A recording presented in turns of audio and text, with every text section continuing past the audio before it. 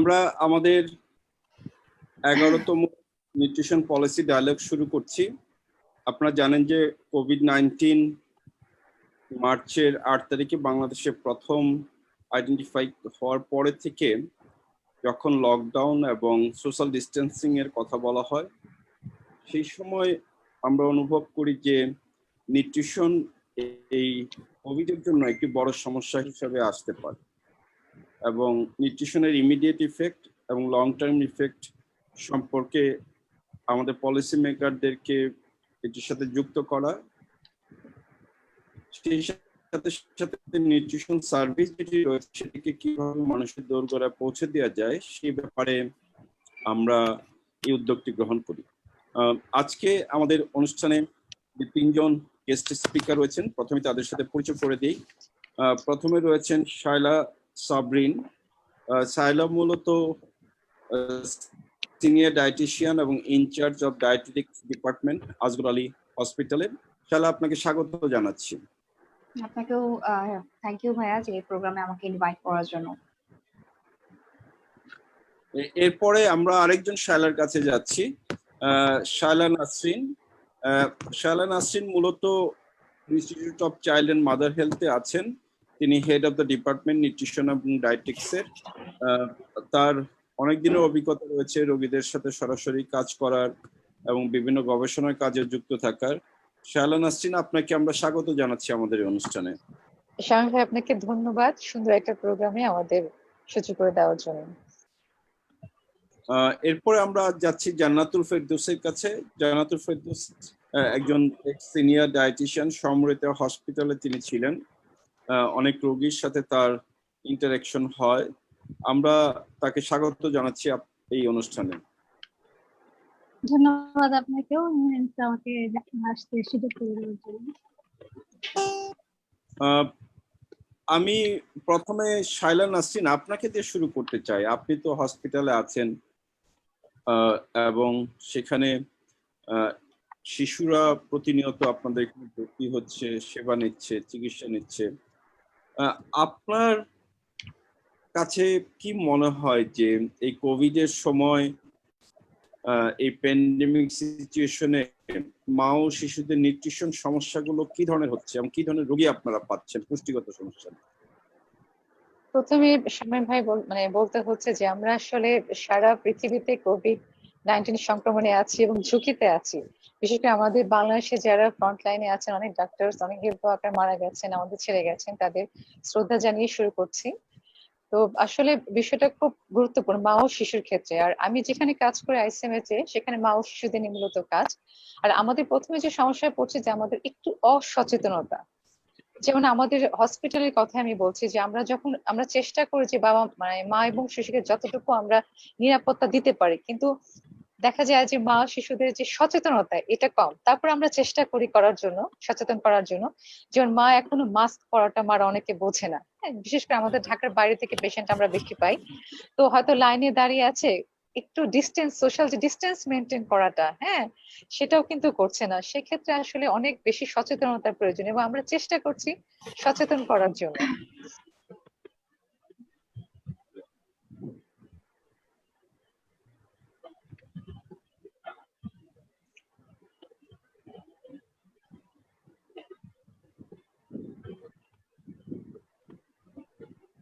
জি, আপনি বলেন। তারপরে আমি এখানে একটু প্রশ্ন করতে চাই যে আপনাদের এখানে মা ও শিশুদের রোগী কেমন আসছে, রোগীর পরিমাণটা কেমন? রোগীর পরিমাণ আমাদের সবসময় ভালো, এখনো আসছে। কারণ বিভিন্ন হসপিটালে যেহেতু অনেকেই পেশেন্ট দেখছেন, অনেক ডাক্তার বা অনেক হসপিটালে অ্যালাউ করছেন, সেক্ষেত্রে আমাদের পেশেন্ট বেশি। তবে আমাদের আসলে হসপিটাল কোভিড-19 এর জন্য না, আমাদের হসপিটাল হচ্ছে মা ও শিশুদের জন্য। এই জন্য আমরা কিছুটা নিয়ম মেনটেন করি। যেমন যেসব বাচ্চারা একটু ঠান্ডা জ্বরে ভুগছে, ওদের আমরা একটু আলাদা ব্যবস্থা করে নিয়েছি, এবং যেসব বাচ্চারা ঠান্ডা না অন্যান্য সমস্যা নিয়েছে তাদের আমরা আলাদা করে কাউন্টার করে নিয়েছি। সেইভাবে আমরা দেখে শুনে বুঝে ভর্তি দিচ্ছি এবং আলাদা ফ্লোরে রাখছি। হ্যাঁ, যেমন জ্বর বা ঠান্ডা কাশি বাচ্চাদের আলাদা ফ্লোরে, আর অন্য বাচ্চাদের অন্য সমস্যা নিয়ে আসছে অন্য ফ্লোরে। এভাবে করে আমরা ম্যানেজ করছি, কিন্তু আমরা কোভিড কোনো পেশেন্টকে আমরা আসলে নিচ্ছি না, কারণ আমাদের ওই ব্যবস্থাপনাটা নেই। আপনার ওইখানে যে সমস্ত পেশেন্টরা এখন আসছে তাদের মধ্যে কি পুষ্টিগত সমস্যা আপনি বেশি দেখছেন নাকি আগের মতনই আছে মনে হচ্ছে? এটা হচ্ছে কি আসলে আমরা তো ভাগ করে নিই যে আমরা আমরা আউটডোরে স্যাম এবং ম্যাম যেটা সিভিয়ার অ্যাকুট ম্যালনিউট্রিশন বা মডারেট, এটা আমরা তখনই তো ভাগ করে নিই। তবে আমরা স্যামের পেশেন্ট কিন্তু প্রায় একই রকমই পাচ্ছি, আগেও যেমন পেতাম আমরা। আমাদের এখানে একটু বলে রাখি, আমাদের 5টা বেড আছে শুধু সিভিয়ার অ্যাকুট ম্যালনিউট্রিশনের জন্য, এটা মোটামুটি ভরা থাকে। পেশেন্টের ফ্লো আছে, তো খুব যে কমেছে তা কিন্তু না। আর প্রভাব পড়েছে পুষ্টির উপর, কিন্তু একটু প্রভাব আছে, কারণ আমরা জানি যে কোভিড আসলে সবকিছুর উপরই প্রভাব পড়েছে। হ্যাঁ, যেমন আমরা আগে যেমন খুব বেশি করে পেশেন্ট দেখতে পারতাম, হ্যাঁ এখন কিন্তু ওটা আমরা আসলে পারছি না অনেকগুলো কারণে। কারণ আমাদের নিজেদের নিরাপত্তার কথা ভাবতে হচ্ছে, বা সবকিছু মিলিয়ে কিছুটা প্রভাব পড়ছে পুষ্টিগত। মানে আগের মতো আমরা যেভাবে পেশেন্ট দেখতে এখন সেভাবে আসলে দেখতে পাচ্ছি না।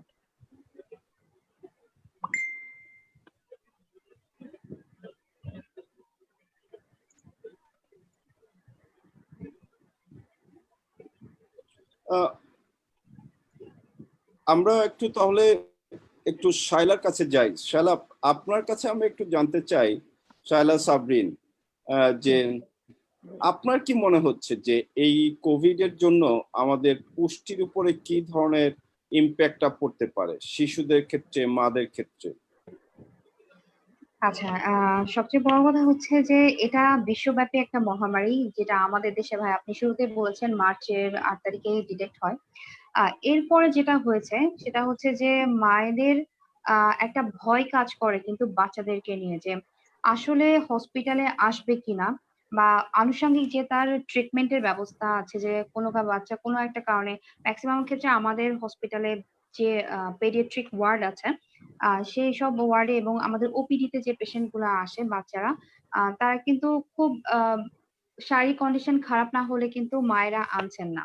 এবং আরেকটা যেটা ব্যাপার এই মুহূর্তে, মায়েরা আসলে বাচ্চাদের পুষ্টি নিয়ে, আমাদের হসপিটালে যেটা হয় যে আগে কিন্তু মায়েরা বাচ্চাদের পুষ্টি নিয়ে খুবই কনসার্ন, এখনো আছেন, বিশেষ করে যারা অ্যাডমিটেড পেশেন্ট।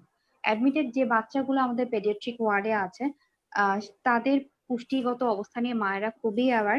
এবং ম্যাক্সিমাম ক্ষেত্রে যেটা হয় যে মায়েরা যখন আফটার রিকভারি বাচ্চা ডিসচার্জ হয়, তখন কিন্তু পেশেন্ট পার্টির একটা ডিমান্ড থাকে যে তার এই কন্ডিশনে, এই সিচুয়েশনে আফটার ডিসচার্জ আমি আমার বাচ্চাকে কিভাবে আরো বাসায় যে নিউট্রিশনাল দিক থেকে অ্যাওয়ার, মানে তার চাহিদাটা ফুলফিল করবো। তো সেক্ষেত্রে দেখা যায় যে আমাদের কনসালটেন্সিটা ওপিডি তে যেমন থাকে, আইপিডি তেও কিন্তু, অর্থাৎ ইনডোরে অ্যাডমিটেড পেশেন্টের ক্ষেত্রেও নিউট্রিশনাল কনসালটেন্সি যেটা আমাদের থাকে সেটা কিন্তু আমরা পেশেন্ট পার্টিকে করে দেই এবং একটা গাইডলাইন দিয়ে দেই ডিসচার্জের সময়। তো সেক্ষেত্রে মায়েরা কোভিড এর এই সচেতনতাতেও তারাও কিন্তু ডিমান্ড করছে যে আসলে পুষ্টিগত অবস্থা কেমন থাকলে পারে আমার বাচ্চার জন্য এই সিচুয়েশনে একটু সাপোর্টিভ হবে। আহ, আপনার কি, এটা তো মায়েরা মনে করছে, কিন্তু আপনি তো একটা হসপিটালে থাকছেন, জি, আপনার কাছে কি মায়েদের এই প্রশ্নগুলো বা পুষ্টি সেবার পরিমাণটা এই কোভিড এর সময় কেমন? মানে এটা কি বেড়ে গিয়েছে নাকি কম? না, এটা এখন তুলনামূলকভাবে আগের তুলনায় বেড়ে গিয়েছে, কারণ লকডাউনের জন্য যেটা হতো, যে সময় আমাদের লকডাউনটা পুরোপুরি মেনটেন করা হতো, সে সময় যেটা হতো যে যা ট্রান্সপোর্ট এবং যাতায়াতের একটা কিন্তু রেস্ট্রিকশন ছিল, সে কারণে সে সময় কিন্তু পেশেন্টের ফ্লো অনেক কম ছিল। কিন্তু এখন আল্লাহ রহমতে পেশেন্ট ফ্লো আলহামদুলিল্লাহ ভালো। তো হসপিটাল বা ডক্টর বা নিউট্রিশনিস্টের সাথে কিন্তু মায়েদের কনসালটেন্সি বা যোগাযোগ কিন্তু এখন আগের মতো আবার চলছে। আহ, আচ্ছা, আমরা একটু জান্নাতের কাছে যাই। জান্নাত, আহ, আপনার কি মনে হয় যে এই কোভিড এর জন্য নিউট্রিশনের শিশুদের, নবজাতক শিশুদের এবং মায়েদের উপরে কি ইম্প্যাক্ট করতে পারে? জান্নাত, আপনার সাউন্ডটা একটু অন করে নেন। জি। হ্যাঁ, এখানে আমি একটু অ্যাড করতে চাচ্ছি যে কিছু মানুষ তো আছে যারা হচ্ছে হসপিটালে যেতে পারছে, আর কিছু মানুষ আছে, ম্যাক্সিমাম যারা আছে তারা কিন্তু হসপিটালে যেতে পারছে না বা যেতে চাচ্ছে না। খুব সিভিয়ার কিছু না হলে কিন্তু কেউ হসপিটালে এই মুহূর্তে যেতে চাচ্ছে না। যে কারণে আমরা যদি শুরু করি এন্টিনেটাল চেক আপ থেকে, তখন থেকেই কিন্তু এখন এই জিনিসগুলো কিন্তু অনেক পিছিয়ে পড়েছে, শুধুমাত্র কোভিড-19 এর কারণে। আর যদি আমি সার্বিকভাবে বলতে চাই যে ইম্প্যাক্ট গুলো কি ধরনের হতে পারে, যেমন আপনার ফুড সাপ্লাই থেকে শুরু করে ফুড প্রোডাকশন, ফুড সাপ্লাই, তারপরে তারপরে হচ্ছে যে বিভিন্ন বেকারত্ব বেড়ে যাচ্ছে, হারাচ্ছে, চাকরি হারাচ্ছে, এই সমস্ত দিকগুলো খুব ফ্যামিলির উপরে একটা যেমন পড়ছে, তো সেইগুলো বাচ্চার উপরে পড়ছে। আবার এখন যেটা দেখা যাচ্ছে যে একটা বাচ্চার মায়েরা অনেক সময় কেয়ার গিভার যারা থাকে এই সময়টাতে তারা কেয়ার গিভার রিচ করতে পারছে না, যেহেতু অনেকের সময় থাকে যে বাচ্চা যখন হয় তখন কেয়ার গিভার পাওয়া যায়, তারা মাকে এবং বাচ্চাকে টেক কেয়ার করার জন্য মা বাচ্চার কাছে এবং মায়ের কাছে থাকে। এখন সেগুলো যেহেতু পাচ্ছে না, তো সেক্ষেত্রে কিন্তু আহ বাচ্চার এবং মায়ের যে সাপোর্টটা দরকার তারা কিন্তু সেভাবে পাচ্ছে না। এবং হচ্ছে আমি যদি আরেক দিকে বলতে চাই, যেমন হচ্ছে আহ উম, যে কারোর কাছে হচ্ছে খাবার আছে প্রতুল, মানে অপ্রতুল খাবার, কি বলে, প্রচুর পরিমাণে খাবার পাচ্ছে, কিন্তু খাবারটা নিতে সে ভয় পাচ্ছে। কারণ অনেকেরই ধারণা, মিসকনসেপশন আমাদের মাঝে আছে যে খাবারের মাধ্যমে আমাদের কোভিড বা ভাইরাসটা ঢুকে যেতে পারে। তো সেক্ষেত্রে ওরা খাবার ক্রয় করতে ভয় পাচ্ছে, ফ্যামিলি বাসায় আনতে ভয় পাচ্ছে।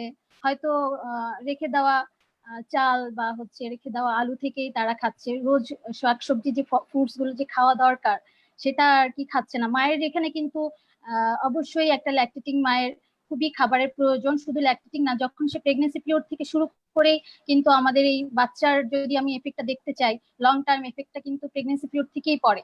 কিন্তু এই কোভিড এর যারা হচ্ছে প্রেগনেন্ট মায়েরা আছে তারা কিন্তু খাবার ঠিক মতো পাচ্ছে না, যেহেতু এখন বাসায় সবাই কাঁচা সবজি এবং ফ্রুটস আনতে ভয় পাচ্ছে। এটা একটা সাইড এফেক্ট থাকছে যে ম্যালনারিশ হয়ে যাচ্ছে মায়েরা একদিক দিয়ে, আর একদিক দিয়ে বাচ্চা হওয়ার পরে যেটা হচ্ছে বাচ্চারা যখন এখন যারা 2 থেকে বা 1 বছরের বেশি বাচ্চা, বয়সের বেশি বাচ্চা যারা খাচ্ছে, খাবার খাওয়া অভ্যস্ত হয়ে গিয়েছে নর্মাল খাবারে, তারা কিন্তু এই ফ্রুটস, সবজি, ভেজিটেবল এগুলো কিন্তু খাওয়া থেকে বঞ্চিত হচ্ছে। কারণ সবার মধ্যে একটা ভয় কাজ করছে যে এর মাধ্যমেই আমাদের বাসায় হয়তো বা ভাইরাসটা চলে আসতে পারে। কিন্তু ভাইরাসটা আমরা খুব সহজেই ফ্লো পানির সাহায্যে কিন্তু আমরা পরিষ্কার করে নিতে পারি। তো আমার কাছে মনে হয় যে এই যে এই ঘাটতিটা হচ্ছে আমার, এখনকার ধারণা যে মিনারেলস এর এই ধরনের ঘাটতিটা চলে আসছে সবার মধ্যেই, বাচ্চা এবং মায়ের ভিতরেই আর কি এই ঘাটতির ফল, মানে ঘাটতি আসছে এই সময়টাতে আর কি। এখন আপনার কথা থেকে আমি যদি একটু আপনাকে জিজ্ঞেস করি যে আপনি দেখেন যে কোভিড-19 কিন্তু মোস্টলি এফেক্ট করছে আরবান এরিয়ার লোকজন, আমাদের জি, মেজর একটা মারা কিন্তু মেজর, বা মানুষ থাকে হলো গ্রামে, এখানে গ্রামে এখনো জি জি। কিন্তু সেইভাবে ছড়ায়নি। আপনার কি ধারণা গ্রামের মাদের মধ্যে কিন্তু তাদের কাছে কোভিড সম্পর্কে ইনফরমেশন যাচ্ছে, তাদের বিহেভিয়ারে কি কোনো চেঞ্জ আসছে? তারাও কি ওই ধুয়ে ভয় পেয়ে, হ্যাঁ, কম খেয়ে এরকম কি অ্যাটিটিউড তাদের মধ্যে আসছে বলে আপনার মনে হয়? এখন হয় ওদের মধ্যে দেখা যাচ্ছে যে হ্যাঁ ভয়টা কিছুটা চলে আসছে ওনাদের মাধ্যমে, কিন্তু তাদের মধ্যে যেই ল্যাকিংসটা আমরা দেখে আসছি সেটা কোভিড ছাড়াও এবং বর্তমানেও হচ্ছে, সেটা হচ্ছে তারা ভালো করে জানে না যে কি ধরনের পুষ্টি ব্যালেন্স করে বাচ্চাকে দিতে হবে বা নিজেরা খেতে হবে। তাদের মধ্যে এটা আগেও যেমন ছিল ল্যাকিং, বিভিন্ন সিনারিও বা বিভিন্ন ইয়ে থেকে জায়গা থেকে দেখতে পাই এবং এখনো সেটা আছেই। আচ্ছা, আমি শায়লা আপা আপনার কাছে একটু আসতে চাই জি জি যে জি। আহ, তবে কোভিড-19 তো একটা বড় সমস্যা। এখন আপনাদের এখানে যখন আপনার রোগীরা ভর্তি হচ্ছে, আমি জানি যে আপনারা ডেলিভারি করান, মারা নতুন নবজাতক বাচ্চা নিয়ে আপনাদের কাছে ট্রিটমেন্ট আসছে। এখন যদি আপনারা যে সমস্ত মা আসছেন, আপনারা তো কোভিড ট্রিটমেন্ট করান, এরকম আমার আমার নিজের একটা অভিজ্ঞতা বলি। আমাকে একজন ফোন করলো, আমার পরিচিত আমার এক বন্ধু, ওর ছোট বোনের ডেলিভারি ডেট ছিল 2 দিন পর। তার আগে এই কয়েক সপ্তাহ ধরে 2 সপ্তাহ ধরে জ্বর হচ্ছিল, তারপর তারা টেস্ট করায়। তো 2 দিন আগে ওরা রেজাল্টটা পায় যে সে তা ওর ছোট বোনের হলো কোভিড পজিটিভ। এখন তাকে যে ডাক্তার যে প্রাইভেট চেম্বারে উনি দেখতেন বা যেখানে ওনার ডেলিভারি করবেন বলে ঠিক করেছিলেন, সে তখন ডেলিভারি সে প্রাইভেট চেম্বারে করতে পারবেন না বলে জানান। আপনারা ওইখানে কোভিড এর ট্রিটমেন্ট দেন না। আমি ঠিক আপনি কি একটু জানাবেন যে সরকারিভাবে এরকম একটা পেশেন্টের কোথায় ডেলিভারি সে করাবে? এটা একটা প্রশ্ন আপনার কাছে।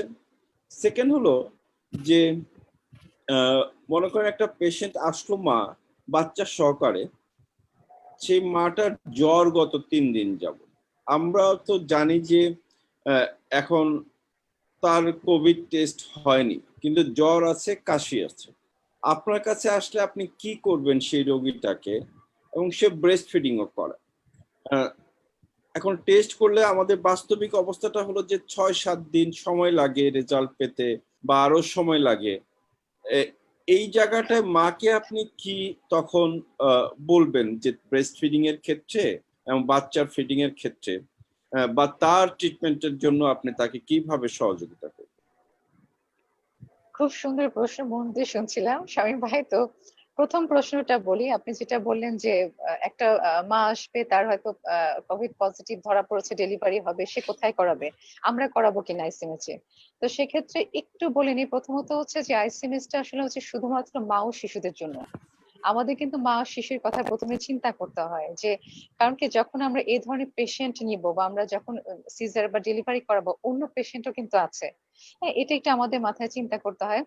তো এই জিনিসটার জন্য আমরা সাধারণত এটা একটু অ্যাভয়েড করার চেষ্টা করি, সবার স্বার্থে, সবার কথা চিন্তা করে, যেহেতু আমাদের ম্যানেজমেন্টে সেরকম নেই। হ্যাঁ, কোভিড-19 ম্যানেজমেন্টটা নেই। তো সেক্ষেত্রে এটা আসলে খুব কঠিন একটা সময় যাচ্ছে আসলে আমাদের সবার জন্য, যে সে আসলে কোথায় ডেলিভারি করাবে। তারপর আমাদের গভর্নমেন্ট কিন্তু কিছু কিছু হসপিটাল কিন্তু তারা ব্যবস্থা করেছেন, আমার মনে হয় যে আশা করি সেখানে হয়তো এটা প্রচারণাও হচ্ছে, সেখান থেকে হয়তো সে পেশেন্টটা সহযোগিতা পেতে পারে। হ্যাঁ, তো এইভাবে করে আসলে আমার মনে হয় যে সবাই এখন কিন্তু মোটামুটি অনেকদিনে অভ্যস্ত হয়ে গেছে কোভিডে, সচেতন হয়ে গেছে, এবং সেই হসপিটাল গুলোতে হয়তো যোগাযোগ করলে আমার মনে হয় যে সেটা সম্ভব আর কি। এখন তো প্রাইভেট চেম্বার আসলে অনেকে করছে না, কারণ ইনফেক্টেড হয়ে যাচ্ছেন ডাক্তাররা বা হেলথ ওয়ার্কাররা। কারণ আমাদের কিন্তু হেলথ ওয়ার্কার ডাক্তারদের সুরক্ষা দিতে হবে, কারণ সবাই অসুস্থ হয়ে গেলে বিপদ, তখন আমরা আসলে কার কাছে যাবো, সেই জিনিসটা একটু মাথায় রাখতে হবে। আর সেকেন্ড প্রশ্নটা উত্তর হচ্ছে যে আপনি বলছেন ব্রেস্ট ফিডিং এর কথা। তা আমাদের আইসিএমএইচ এ ছোট্ট পরিসরে আসলে কোভিড টেস্টের ব্যবস্থা করেছে, এটা হচ্ছে শুধুমাত্র আসলে আমাদের নিজস্ব স্টাফদের জন্য। হ্যাঁ, কোভিড টেস্ট এটা বাইরে কোনো পেশেন্টের জন্য না, হ্যাঁ, আমাদের নিজেদের জন্য। কারণ এখন আসলে আগে মনে হতো যে কোভিডে অনেকে আক্রান্ত, এখন কিন্তু আশেপাশে অনেকেই হচ্ছে, আমাদের কিন্তু অনেক ডাক্তারও কিন্তু ইনফেক্টেড হয়ে গেছেন। হ্যাঁ, আবার তারা ভালো হয়েছেন আল্লাহর রহমতে, ওরকম খারাপ কোনো নিউজ আমাদের হসপিটালে নেই। তো সেই ক্ষেত্রে আমরা ব্রেস্ট ফিডের কথাটা বলবো, আমার কাছে যদি পার্সোনালি আসে, আমি অবশ্যই তাকে পার্সোনাল প্রোটেকশন নিয়ে দেখবো এবং তার সুরক্ষাটা বুঝাবো, এবং বলবো, আমি যেহেতু বলছিলাম যে আইসিএমএইচ বাইরে থেকে পেশেন্ট বেশি আসে, হ্যাঁ, তারা হয়তো মাস্কও পরছে, মাস্কটা ঝুলে আছে এখানে, এখানে যে দিতে হবে সেই জিনিসটাও কিন্তু জানে না। এটাই কিন্তু বাংলাদেশের চিত্র, যে বেশিরভাগ মা বা বাচ্চাদেরও তো মাস্ক পরা সম্ভব না, মা তারা কিন্তু সচেতন না, বারবার হাত ধোয়ার বিষয়টা সেটাও কিন্তু আমাদের প্র্যাকটিসের মধ্যে নেই। তো সেক্ষেত্রে আমি অবশ্যই বুকের দুধ খাওয়ানোর কথা বলবো মাকে। যদি খুব সিভিয়ার পর্যায়ে যায় সেক্ষেত্রে মিল্ক এক্সপ্রেস এর কথা বলবো, আমি তাকে বোঝাবো, যেহেতু তার কিন্তু ডাক্তার আছে, তাকে দেখছেন, যদি সে আমার কাছে আসে আমি বলবো যে সেই মুহূর্তে তাকে ব্রেস্ট মিল্কটা যেন মানে কন্টিনিউশনটা রাখে আর কি, ব্রেস্ট মিল্ক মানে ফিডটা করায়, সেটা বলবো। অবশ্যই পার্সোনাল সুরক্ষা রেখে আর কি, তাকে বোঝাবো, আপনি মাস্ক, ডাবল মাস্ক করে হাত ধুয়ে বাচ্চাকে খাওয়ানোর ব্যাপারটা বুঝায় বলবো আর কি। আর না হলে সিভিয়ার হলে তো সেটা তার ডাক্তার দেখবেন, এবং সেক্ষেত্রে মিল্ক এক্সপ্রেস এর কথা তো বলবেন। তো আপা, আমি আপনার আলোচনা থেকে একটা প্রশ্ন আমি জিজ্ঞেস করতে চাচ্ছি যে আপনি জি বললেন আইসিএমএইচ এ স্বল্প পরিসরে কোভিড টেস্টের ব্যবস্থা করা হয়েছে, এটা জি জি আপনাদের staff দেখবে। জি জি তার জি মানে জি কি জি। আপনাদের পিসিআর ল্যাব আছে? না, ওটা আমাদের ল্যাব নেই, ওটা হচ্ছে আমরা এখান থেকে আমাদের স্যাম্পলটা কালেক্ট করে আমরা মানে বাইরে পাঠানো হয়, বাইরে থেকে করানো হয়, আমাদের কোনো ল্যাব নেই। হ্যাঁ, আচ্ছা, মানে আমাদের জাস্ট স্যাম্পল কালেকশন করা হয় এতটুকু, তারপর আমরা পাঠিয়ে দিই। এটা আর কি, অল্প কিন্তু পরিসরে করা আর কি। আমি আমি আবার আগের প্রশ্নটা আসি। এখন জি জি আপনি যে কথাটা কনসার্ন, আপনি যে ইস্যুটা নিয়েন, সেটা হলো যে আপনার ওখানে মা আসলো, সেই জি মাটার সর্দি কাশি জ্বর আছে, কিন্তু জি টেস্ট জি করানো হয়। জি জি আপনি তো জি তাকে অ্যাডমিশন দিচ্ছেন, আপনার ওয়ার্ডে যদি জি জি আপনারা রাখেন, জি জি তাহলে তো সেখান থেকে অন্য মারা এফেক্টেড হওয়ার জি সম্ভাবনা আছে। জি জি তাহলে কি আপনাদের হসপিটালে কি একটা আইসোলেশন ইউনিট অথবা জি জি আইসোলেশন কোনো একটা রাখা উচিত না, যারা এরকম ইনফেক্টেড, তাহলে জি যাদেরকে আমরা সন্দেহভাজন যে সমস্ত রোগী, হ্যাঁ, তাদেরকে একটু আলাদা রাখার একটা ব্যবস্থা কি করলে ভালো হয় কিনা? ওটা হচ্ছে কি শামীম ভাই, আমরা অল্প পরিসরে আইসোলেশনের ব্যবস্থা করেছি। প্রথমে আমি বলছি যে আমরা প্রথমেই দেখি যে বাচ্চার বিষয়টা, হ্যাঁ, তারপর মার বিষয়টা, কারণ যেহেতু আমাদের আসলে আমি ফার্স্টে বলেছি ম্যানেজমেন্ট আসলে ওভাবে নেই। তারপর আইসোলেশনের জন্য আমরা কিছু ব্যবস্থা করছি, আমাদের একটা দিলর ভাই আছেন, হ্যাঁ, উনি ব্যবস্থা করছেন আর কি। কারণ যেহেতু অনেক বেশি ছড়িয়ে গেছে এখন, এখন কিন্তু পুরো বাংলাদেশে ছড়ানো আনাচ্ছে কানাচ্ছে। হ্যাঁ, আগে মনে করতাম ঢাকার মধ্যে বেশি, তো ওটা দিলর ভাইয়ের দায়িত্বে হচ্ছে, হয়তো আমরা আইসোলেশন ব্যবস্থা খুব শীঘ্রই করতে পারবো। আমি একটু আবার আমাদের শায়লার কাছে, শায়লা সাবরিনের কাছে আসি। দুইটা দুইটা শায়লা হয়ে গেছে, স্বামী ভাই বিপদ হয়ে গেছে, তাহলে দুইটা একজন শায়লা। একজন সাবরিন বলি তাহলে সাবরিন, জি জি। জি। সাবরিন, আপনি একটু কি বলবেন যে তোমরা বাসায় তো এখন শিশুরা তো সবাই বাসায় আছে, হুম। কোনো খেলাধুলা নাই, ঘরের মধ্যে সারাক্ষণ থাকছে।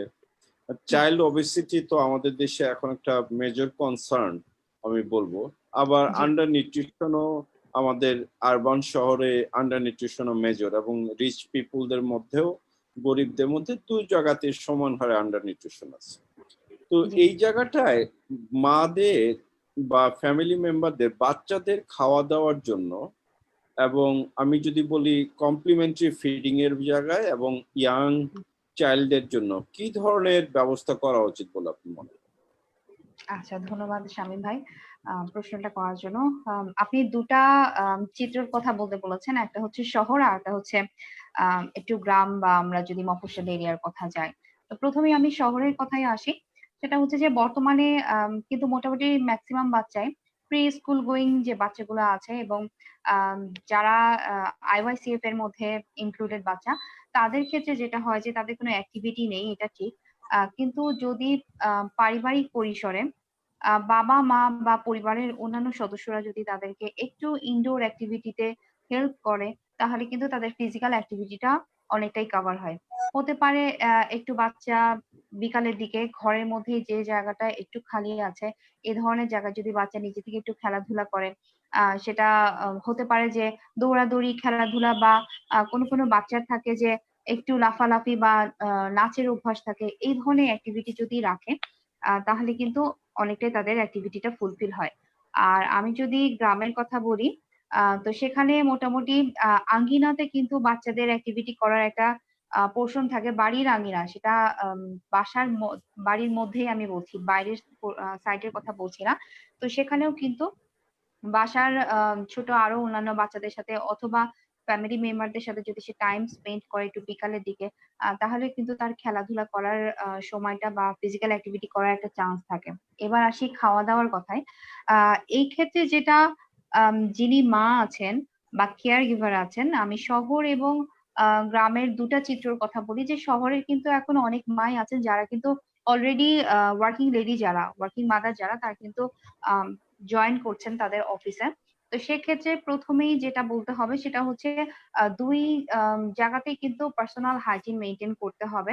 বাচ্চার ফুড হ্যান্ডেলিং এর ক্ষেত্র থেকে শুরু করে বাচ্চাকে খাওয়ানোর সময় পর্যন্ত, এটা হচ্ছে যেটা আমাদের কোভিড এর মেইন একটা থাম্ব রুল, যে ডাব্লিউএইচও সবসময় বলছে যে হ্যান্ড হাইজিন এবং পার্সোনাল হাইজিন, সেটা আমরা যেটাই ইউজ করি না কেন সব ক্ষেত্রে কিন্তু হাইজিনের কথাটা বলছে। সেক্ষেত্রে প্রথমেই যেটা যে একটা বাচ্চার ফুড প্রিপারেশনের জন্য আমি যখন ফুড সিলেকশন করছি বা ফুড কালেকশন করছি, তখনই কিন্তু প্রথমেই আমাকে হাতটা সেভাবে মা বা কেয়ার গিভার যিনি বাসায় আছেন সাবান পানি দিয়ে 20 সেকেন্ড, যেটা স্ট্যান্ডার্ড মোটামুটি স্ট্যান্ডার্ড হিসেবে আমরা ধরতে পারি ডাব্লিউএইচওর গাইডলাইন অনুযায়ী, সেভাবে হ্যান্ড হাইজিন বা হাত পরিষ্কার করার পরে যে খাবারটা দিয়ে বা যে খাদ্য উপাদানগুলো দিয়ে বাচ্চার খাবারটা আমরা প্রিপারেশন নিব, সেগুলোরও কিন্তু পরিষ্কার পরিচ্ছন্নতার ব্যাপার আছে। এবং খাদ্য দ্রব্য রান্নার ক্ষেত্রে বা প্রিপারেশন নেওয়ার ক্ষেত্রে যে ইউটেন্সিল গুলা ইউজ করা হয়, চামচ বাটি, সেগুলো একদম পরিষ্কার পানিতে ধুয়ে তারপরে ইউজ করা উচিত। কেননা করোনা ভাইরাস বা কোভিড-19, মেনলি ভাইরাসের কথা যদি আমি বলি, তার কিন্তু প্লাস্টিক বলেন বা স্টেইনলেস স্টিল বলেন, প্রত্যেকটা ধাতুতে বা প্রত্যেকটা জায়গায় সাস্টেন করার টাইমিং কিন্তু আমরা মোটামুটি অনেকেই জানি। তো সেক্ষেত্রে এই ইউটেন্সিল গুলা যেগুলা দিয়ে বাচ্চাকে খাওয়ানো হয়, গ্লাস চামচ বাটি, এবং যেগুলোতে রান্না করা হচ্ছে সেগুলো অবশ্যই পরিষ্কার পরিচ্ছন্নতা মেনটেন করতে হবে। লাস্টলি যেটা, মা বা কেয়ার গিভার যিনি বাচ্চাকে ফিডিং করাচ্ছেন তার ক্ষেত্রে অবশ্যই বাচ্চাকে খাওয়ানোর আগে তার নিজের হাত ভালো করে ধুয়ে নিয়ে তারপরে বাচ্চাকে খাওয়াতে হবে। তবে এক্ষেত্রে মা বা কেয়ার গিভার যদি সাসপেক্টেড হয়, হ্যান্ড হাইজিনের সাথে কিন্তু তাকে অবশ্যই মাস্ক ইউজ করে তার এই পার্সোনাল হাইজিনটাও মেনটেন করতে হবে। এটার গাইডলাইন কিন্তু WHO এবং ইউনিসেফ দুইজনই কিন্তু বলছে যে মা যদি সাসপেক্টেড হয়ে থাকেন তাহলে অবশ্যই তাকে মাস্ক পরে বাচ্চাকে টেক কেয়ার করতে হবে। আর নিউট্রিশনের দিকটা যদি আমি বলি, এটা তো বললাম যে হচ্ছে পার্সোনাল হাইজিন মেনটেন করে দেন। আমি যদি এখন নিউট্রিশনের কথা বলি, তো অবশ্যই এই ক্ষেত্রে খেয়াল রাখতে হবে যারা ব্রেস্ট ফিড করছেন এবং ব্রেস্ট ফিডের পাশাপাশি যারা কমপ্লিমেন্টারি ফিডিং নিচ্ছেন, দুটি ক্ষেত্রে ব্রেস্ট ফিড যখন মা করবেন সে রুরাল হোক অথবা আরবান হোক, দুই জায়গাতেই কিন্তু মাকে হাত পরিষ্কার করে দেন বাচ্চাকে ব্রেস্ট ফিড করাতে হবে এবং বাচ্চাকে ব্রেস্ট ফিড করানোর পর আবারও তাকে হ্যান্ড হাইজিন করতে হবে। এর পাশাপাশি যেটা, যে বাচ্চাকে যারা কমপ্লিমেন্টারি ফিডিং করছেন সেক্ষেত্রে কিন্তু বাচ্চার খাবারে পুষ্টির উপাদানের কথা যদি আমি বলি, যে IYCF এর আন্ডারে যারা আছেন বা কমপ্লিমেন্টারি ফিডিং যারা পাচ্ছেন, সেক্ষেত্রে বাচ্চার খাবারটা হতে হবে অবশ্যই এনার্জি ইনক্লুডিং প্রোটিন রিচ, এবং সেক্ষেত্রে মানে মাইক্রো এবং ম্যাক্রো দুই নিউট্রিয়েন্টেরই ব্যালেন্স থাকতে হবে। মাইক্রোর দিক থেকে যদি আমি ম্যাক্রোর দিক থেকে যদি বলি, সেক্ষেত্রে প্রোটিনের রিকোয়ারমেন্ট অবশ্যই এখানে রিকোয়ার্ড, যে হ্যাঁ প্রোটিন বাচ্চার জন্য তার গ্রোথের জন্য, ইভেন অ্যান্টিবডি তৈরির জন্য বা এনার্জির জন্য প্রোটিনের অবশ্যই এখানে ভূমিকা রয়েছে। এর পাশাপাশি যে মাইক্রো নিউট্রিয়েন্ট গুলো আছে, বিশেষ করে জিঙ্ক, ক্যালসিয়াম, আয়রন, ফোলেট, এই ধরনের যে এবং এই ধরনের যে ভিটামিন গুলো আরো যেগুলো রয়েছে, ভিটামিন এ বিশেষ করে এবং ভিটামিন সি, এই নিউট্রিয়েন্ট গুলোর চাহিদা অবশ্যই বাচ্চার দৈনন্দিন খাবারে পূরণ করতে হবে, সেটা আরবান হোক এবং রুরাল হোক।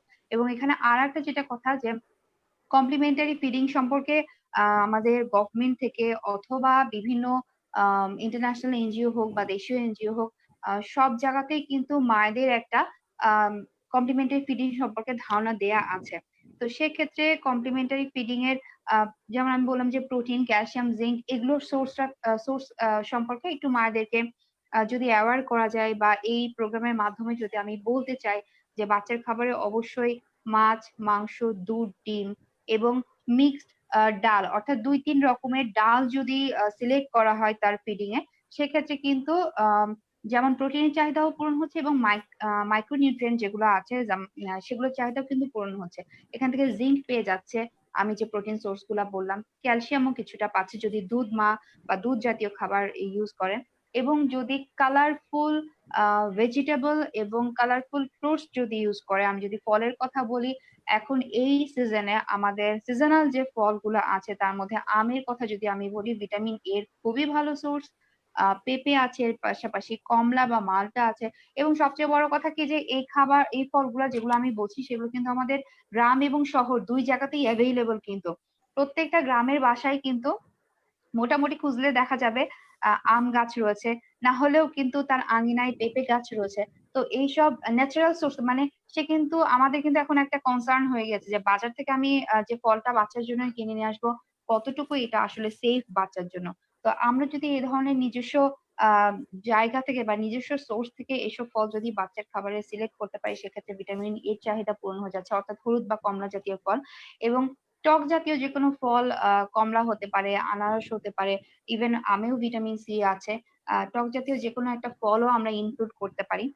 সেক্ষেত্রে বাচ্চার ভিটামিন এ, সি এর চাহিদা পূরণ হচ্ছে। মাছ, মাংস, দুধ, ডিম থেকে কিন্তু কিছুটা হলেও, এবং মিক্সড ডাল থেকে বাচ্চা জিঙ্ক পাচ্ছে।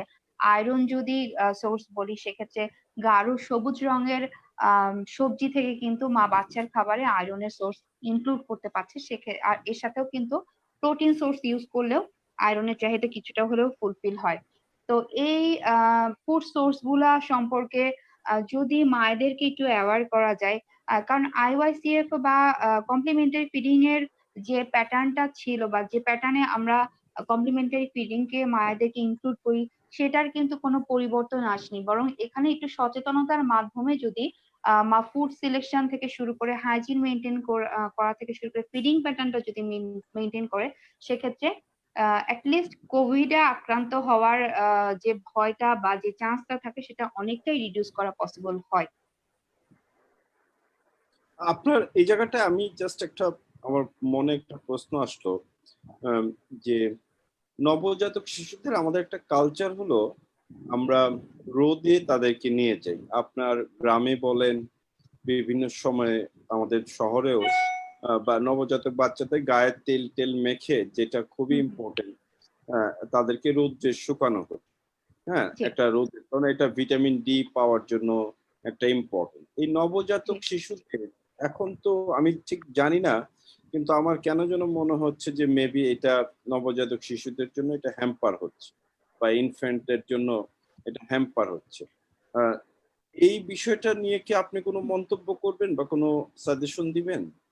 অবশ্যই ভিটামিন ডিটা কিন্তু বাচ্চাদের জন্য খুবই ভালো, কারণ এটা গ্রোথ বা তার বোন হেলথের জন্য খুবই ইম্পর্টেন্ট, এবং এর পাশাপাশি কিন্তু ইমিউন সিস্টেমেরও একটা ব্যাপার চলে আসে।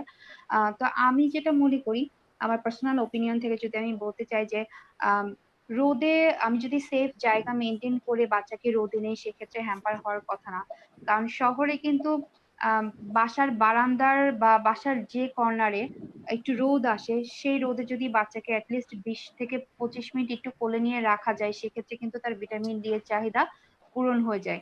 এবং আমি যদি গ্রাম এরিয়ার কথা বলি, তাহলে আমি আঙিনার কথা বলবো, অথবা নিজের বাসার যে পোর্শনে বাচ্চাকে নিয়ে যদি মা সেফ এরিয়া, যেহেতু ফ্যামিলি মেম্বাররাই বাসার মধ্যে থাকছে, সেক্ষেত্রে বারান্দা হোক, উঠান হোক, এরকম জায়গাতে, সেফ জায়গাতে যদি, যেখানে রোদ আসে, বা ঘরের জানলা দিয়েও যদি যে পোষণে রোদ আসে, মা যদি সেখানেও বাচ্চাকে রাখে, তাহলে কিন্তু হোমলি এনভায়রনমেন্টে তার সেফটি মেনটেন করে কিন্তু ভিটামিন ডি এর চাহিদা পূরণের জন্য রোদে বাচ্চাকে রাখতে পারে। ধন্যবাদ। আমরা আবার একটু জান্নাতুল ফেরদৌসের কাছে যাই। জান্নাত, আমি একটা জিনিস আপনার সাথে মনে হয় আলাপ করা প্রয়োজন। সেটা হলো যে ব্রেস্ট ফিডিং যখন করানো হয়, আমরা জানি যে মাদের বিভিন্ন রকম সমস্যা হয়, এবং তাদের ক্লিনিক্যাল প্রবলেম হয়, অনেক সময় ব্রেস্টে অ্যাবসেস হয়, মারা কমপ্লেন করে যে দুধ ঠিক মতন আসছে না। এটার জন্য আমরা নিউট্রিশনিস্টরা এবং পেডিয়াট্রিশিয়ানরা, গাইনোকোলজিস্টরা মাদেরকে বিভিন্ন রকম তথ্য দিয়ে, তাদেরকে ক্লিনিক্যালি সাপোর্ট দিয়ে আমরা এই সেবাগুলো দিয়ে থাকি। এবং দেখা যায় যে এই সময়টা অনেকেই এই দুধ আসছে না, এটা এই পরিপ্রেক্ষিত থেকে এবং ক্লিনিক্যাল পার্সপেক্টিভের জন্য আমরা অনেকেই কৌটোর দুধে বাচ্চাকে এই সময়টাতে খাওয়ানো শুরু করি। আপনার কাছে কি মনে হয় যে এখন তো অনেক মারাই এরকম সমস্যা হলে হাসপাতালে আসতে পারছে না, আহ, তাহলে এই সমস্যাটা আমরা কিভাবে সমাধান করব?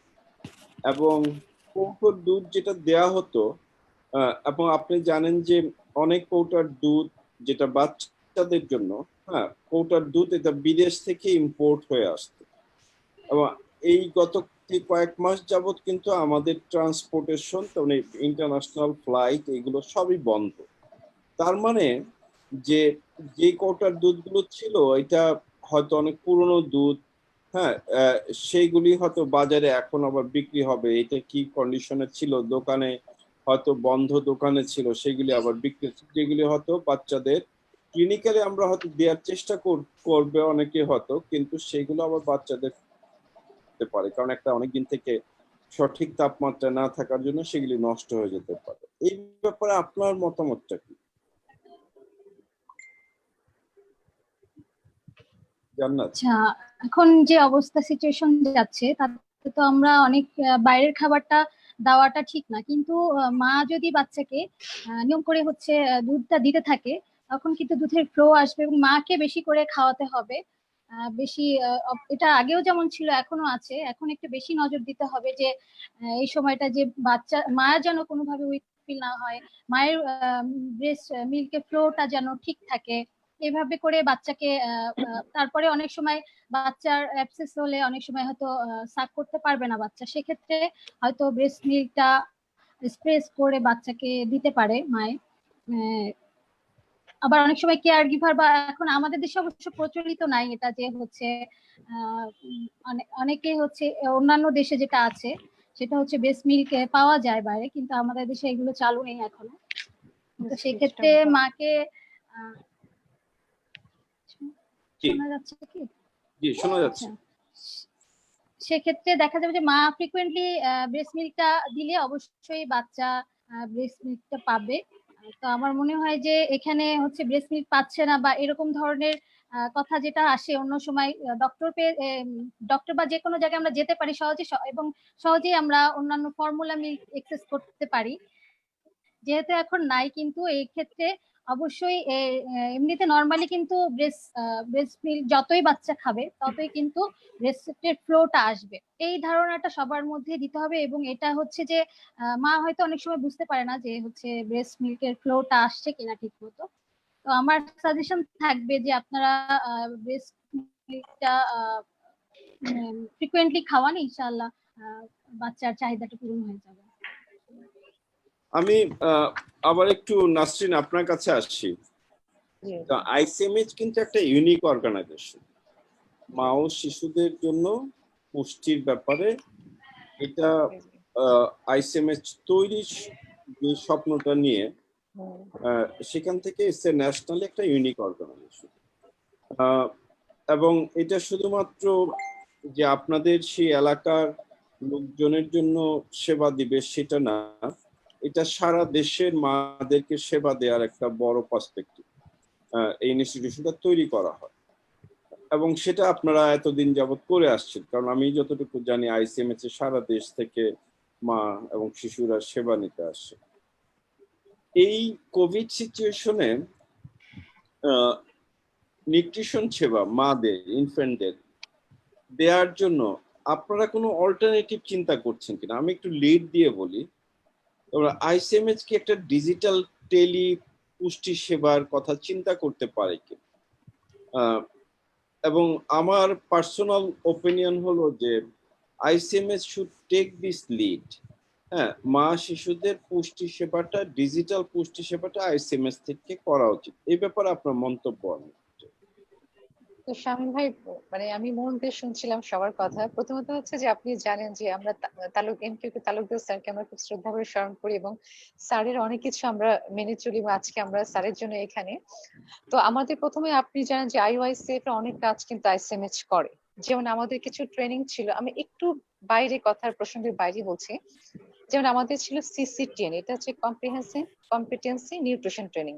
এটা কোভিড এর জন্য আপাতত স্টপ আছে, যেহেতু ইউনিসেফ এর পার্টনার ছিল নিপসাম, আইপিএইচএন, ওদের সাথে কিন্তু আমরা আইওআইসিএফ এর কিন্তু অনেক কাজ করেছি। তার মধ্যে সবকিছু আছে, ইনক্লুডিং ব্রেস্ট ফিডিং, সবই তো আছে। তো আমরা অনেক ডিস্ট্রিক্ট ট্রেনার তৈরি করেছি, যেমন ডাক্তার, নিউট্রিশনিস্টদের।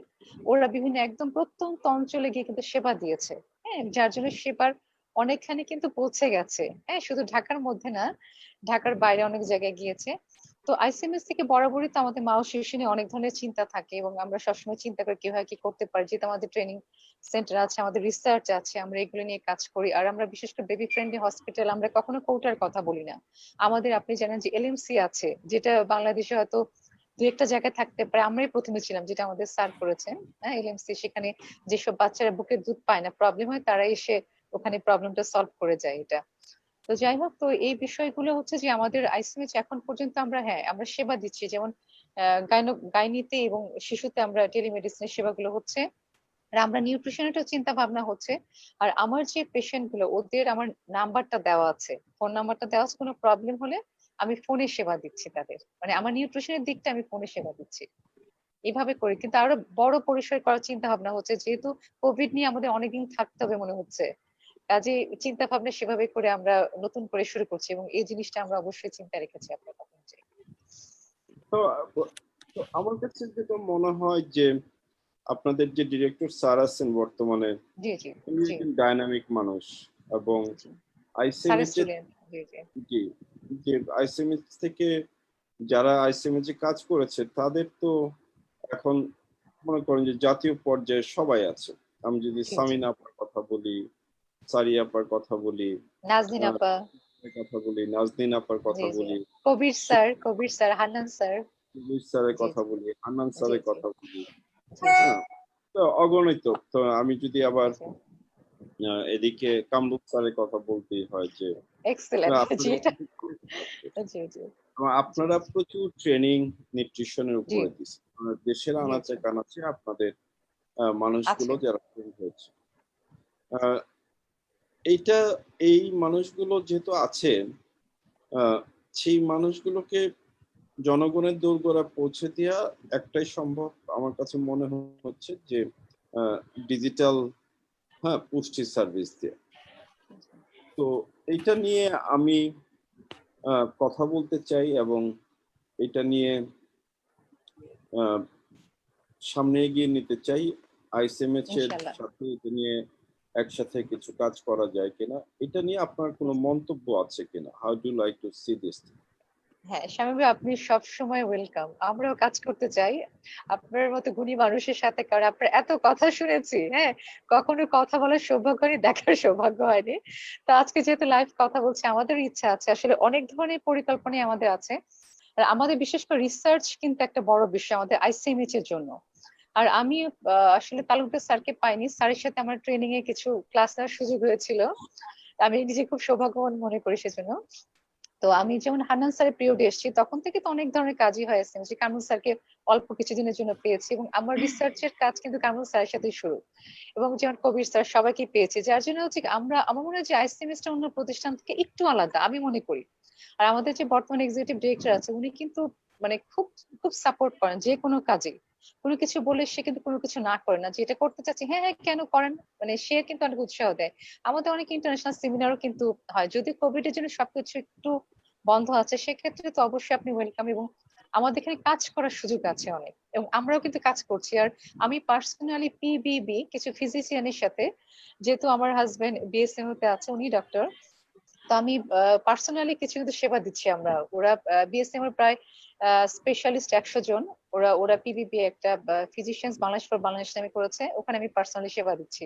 যেমন পেশেন্টটা মানে অনেকে প্রবলেমের কথা বলে যে আমার কোভিড হয়েছে, আমি কি খাবো কি খাবো না, আসলে কোভিড এর কোনো ডায়েট নেই, বেসিক্যালি হচ্ছে আপনাকে ইমিউনিটিটা, রোগ প্রতিরোধ ক্ষমতাটা বাড়াতে হবে, এটাই। আর যার জন্য আমরা যেমন এখন একটু আলাদা করে ভিটামিন ডি এর কথাটা বলছি, তারপরে আমরা বলছি জিঙ্কের কথাটা, ভিটামিন সি এর কথাটা বলছি, মানে মোট কথা হচ্ছে যে মানে অ্যান্টি ব্যাকটেরিয়াল যে জিনিসগুলো খাবারগুলো সেগুলো আমরা বলছি। তা আমরা আইসিএমএস থেকেও সেবা দিচ্ছি এবং পার্সোনালি সেবা দিচ্ছি, আমরা যে যেভাবে পারি আইসিএমএস এ সেভাবে কিন্তু সেবা দিচ্ছি। আর যারা আমাদের সিনিয়র আছে চলে গেছেন, তাদের সাথে আমাদের যোগাযোগ আছে, আমরা কোনো প্রবলেম পড়লে কিন্তু তাদের সহযোগিতা পাই। আর আপনি শামীম ভাই, আপনি তো রিসার্চের লোক আমি জানি, আপনি অবশ্যই আসবেন, এবং আমাদের কাজ করার অনেক সুযোগ আছে, ইনশাল্লাহ আমরা কাজ করতে চাই আপনার সাথে। সাবিন, আপনি যদি একটু বলবেন যে আহ, আপনাদের এখান থেকে তো আপনারা পুষ্টি সেবা দিচ্ছেন, এবং পুষ্টি সেবাটা আপনারা সরাসরি মানুষদের দিচ্ছেন। এই কোভিড এর সময় কোভিড রোগীদের জন্য আপনার পুষ্টি সেবা কেমন হওয়া উচিত, যারা আচ্ছা রোগী হিসেবে আইডেন্টিফাই হচ্ছে?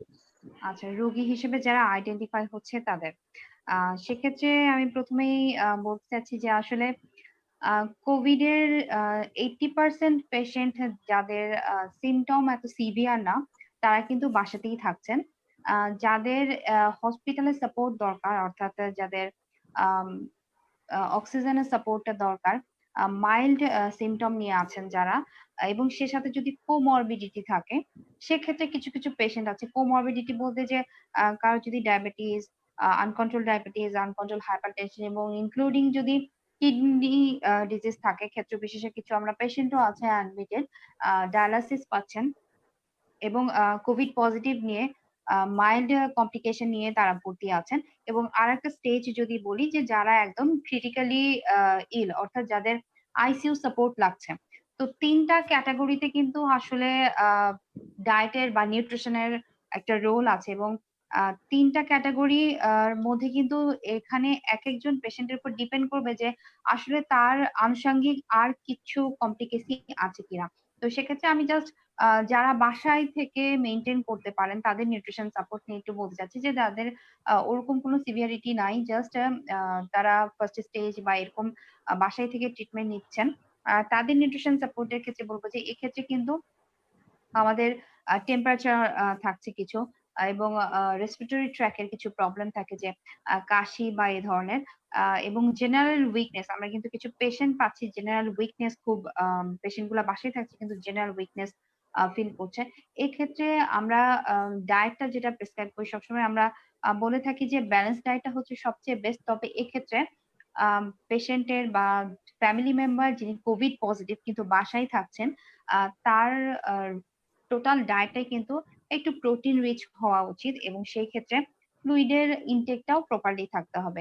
এর পাশাপাশি WHO কিন্তু গাইডলাইন দিচ্ছে যে রোগ প্রতিরোধ ক্ষমতা বাড়ানোর কথা বলছে, কিন্তু যেহেতু পেশেন্ট অলরেডি পজিটিভ তো তার ইমিউনিটি সিস্টেমটা যাতে সাপোর্টিভ হয় যখন সে পজিটিভ হচ্ছে, সেক্ষেত্রে তার ফ্রুটস এবং ভেজিটেবল পর্যাপ্ত পরিমাণে তার সারাদিনের খাবারে থাকতে হবে। এবং পেশেন্ট কিন্তু যখন পজিটিভ হয়ে বাসায় থাকছে সে কিন্তু টোটালি আইসোলেশনে থাকছে।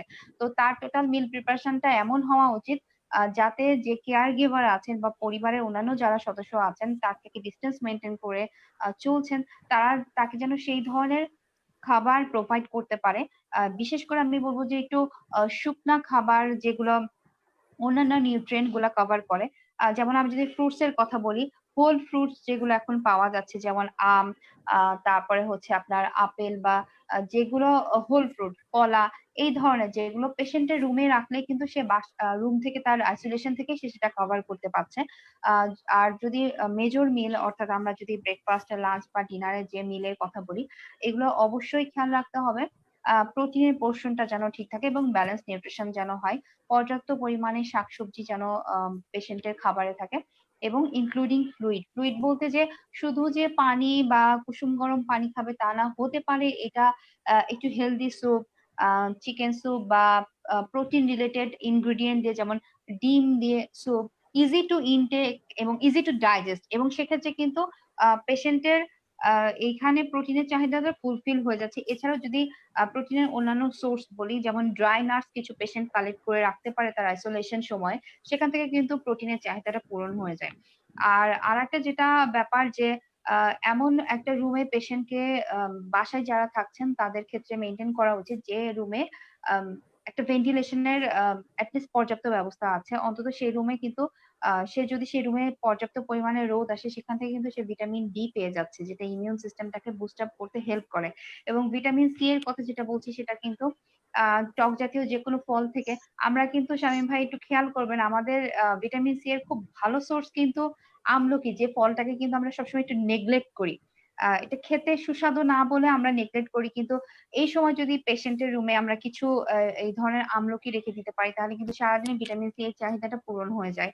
ভিটামিন ডি এর কথা বললাম, জিঙ্ক বা অন্যান্য প্রোটিনের সোর্স হিসেবে কিন্তু মাছ, মাংস, দুধ, ডিম পেশেন্ট নিতে পারে। এবং দুধ ক্ষেত্রে যে লিকুইড মিল্কি যে দুধ পেশেন্টকে এখন খেতে হবে তা না, যেহেতু সে আইসোলেশন মেনটেন করছে, চাইলে পারে কিন্তু এই সিচুয়েশনে সেফটি মেনটেনের জন্য কিন্তু একটু গুঁড়া দুধের ব্যবস্থাও পেশেন্টের রুমে করা যেতে পারে, যেটা সে ইজিলি নিজেই এটা অ্যারেঞ্জ করে নিতে পারবে। এটা তো বললাম যে যারা বাসায় থাকছে তাদের কথা। যারা এর পাশাপাশি আরো কিছু কমপ্লিকেশন এবং আনকন্ট্রোল ডায়াবেটিস, কারো কারো সিকেডি, এ ধরনের পেশেন্ট যারা হসপিটালে অ্যাডমিটেড হচ্ছেন, তাদের কিন্তু শুধু যে আমাদের কোভিড এর কথা চিন্তা করতে হচ্ছে তা কিন্তু না, তার কিন্তু আরো অন্যান্য যে ডিজিজ রয়েছে এবং তার মেডিকেশন যেগুলো রয়েছে সেগুলোর সাথে কিন্তু কম্বাইন্ড করে আমাদের যে টিমটা আছে কোভিড আইসোলেশন বা কোভিড ফ্লোরের টিম, অর্থাৎ ডক্টর, সিস্টার এবং আমরা ডায়েটিশিয়ান বা নিউট্রিশনিস্ট যারা আছে, তারা কিন্তু ইন্ডিভিজুয়ালি এই টিমটা যে আইসোলেশন টিমটা তাদের সাথে কিন্তু একটা আফটার রাউন্ড আমাদের একটা পেশেন্ট সম্পর্কে কিন্তু একটা ব্রিফিং হয় যে এই পেশেন্টের আপডেটটা কি বা এই পেশেন্টের ডায়েটটা আমরা এখন তার প্যারামিটার গুলো দেখে কিন্তু সাজেস্ট করি। তো সেক্ষেত্রে স্পেসিফাই করে বলা এই জন্য সম্ভব হচ্ছে না। যার কিডনি ডিজিজ নিয়ে যে কোভিড পজিটিভ হয়ে ভর্তি হচ্ছে তাকে কিন্তু আমি হাই প্রোটিন ডায়েট দিতে পারছি না। আবার অনেক ক্ষেত্রে দেখা যাচ্ছে এইসব পেশেন্টের ক্ষেত্রে কিন্তু ইলেকট্রোলাইট ইমব্যালেন্সও আমরা পাচ্ছি, যে বাসাতে তার একটা সিভিয়ার লুজ মোশন হট করে স্টার্ট হয়ে গিয়েছে এবং সে কিন্তু ইলেকট্রোলাইট ইমব্যালেন্স নিয়ে ভর্তি হচ্ছে।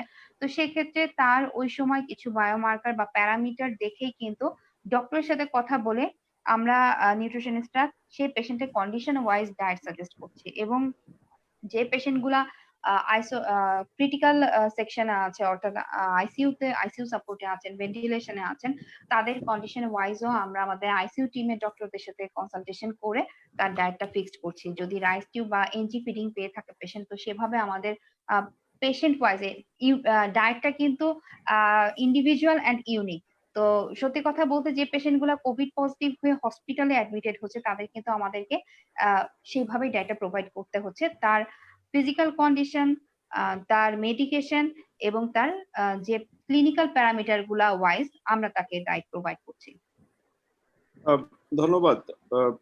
সেই জায়গাটায় আমার মনে হয় যে আপনার কথাগুলি যারা কোভিড রোগী তাদের জন্য খুবই হেল্পফুল হবে, এবং তারা আশা করি যে এই আলোচনা থেকে তারা তাদের কিভাবে ডায়েটটা ঠিক করবেন সেটি করে, কারণ ইমিউন সিস্টেমটা গ্রো আপ করাটা একটা বড় একটা বিষয় এই সময়টায়।